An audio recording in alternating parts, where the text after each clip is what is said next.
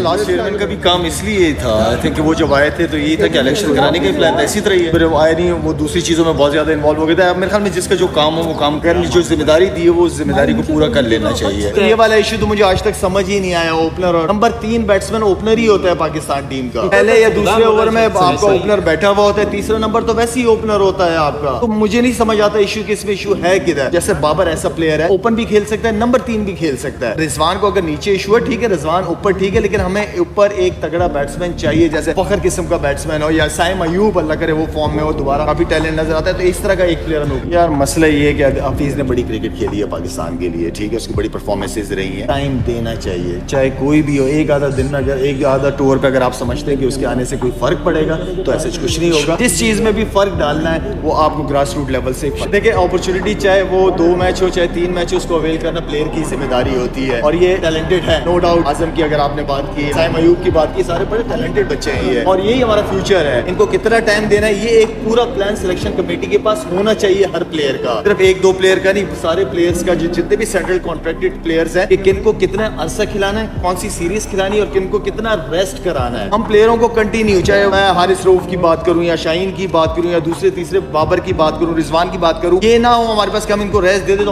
हमारे पास पीछे प्लेयर ना, और हम ये रोए कि यार हमारे पास शाहीन नहीं था, नसीम शाह को जैसे अभी लोग याद करते हैं कि वो वर्ल्ड कप में नहीं था या अभी सीरीज में नहीं था। जब तक आप अपनी बेंच को स्ट्रॉन्ग नहीं करेंगे आप इसी तरह स्ट्रगल करेंगे। अपनी बेंच को इतना स्ट्रॉन्ग करें कि कल को बाबर ना हो, शाहीन ना हो, रिजवान ना हो, तो उसकी जगह बैठा हुआ पीछे प्लेयर उतना ही तगड़ा हो। इस वक्त जो है पाकिस्तान टीम को अब कोई चेंजेस ना करें, एक कॉम्बिनेशन बनाए और उसी को एक तो पहले एक कप्तान अनाउंस करना चाहिए ताकि कप्तान की लड़ाइयां खत्म हो जाए। एक कप्तान अगर बन रहा है तो उसको ये अनाउंस कर देना चाहिए पीसीबी को कि ये 2 साल के लिए या 3 साल के लिए, ताकि ये लड़ाई तो सबसे पहले खत्म हो जाए। मैं समझा किसी को वाइस कप्तान बनाने की ऐसी जरूरत नहीं, हाँ मौके पे जहां नजर आ रहा हो कि कप्तान नहीं होगा, ताकि वाइस कप्तानी की रेस भी खत्म हो जाए। कॉम्बिनेशन हमारे पास लड़के हैं, प्लेयर्स हैं, टैलेंट काफी है, इनको ज्यादा चेंजेस ना करें, एक कॉम्बिनेशन बना के उसको कैंप्स लगाएं। अभी मैं कल भी बात सुन रहा था कि फील्डिंग इशू है, तो मेरे ख्याल में फील्डिंग के अलावा भी बैटिंग बॉलिंग भी है जो हम यहाँ पे लैक करते हैं, या जो हमारा जो माइंड सेट खेलने का है वो बहुत पुरानी क्रिकेट